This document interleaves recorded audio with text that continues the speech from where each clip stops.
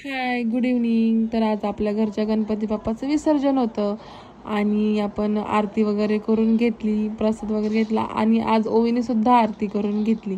आरती वगैरे झाली, मग आम्ही मंडळाच्या गणपतीकडे गेलो. तिथे गेलो, गणपती बाप्पाचं दर्शन घेतलं आणि आरतीची तयारी केली. आरती वगैरे झाली, सर्वजण आले होते. खूप छान वाटलं आज सगळेजण आणि कसे 10 दिवस गेले ते सुद्धा कळलं नाही. सर्वांनी खूप एन्जॉय केलं, खूप स्पर्धा वगैरे झाल्या. खूप मस्त दिवस गेले. 10 दिवस कसे गेले कळलंच नाही.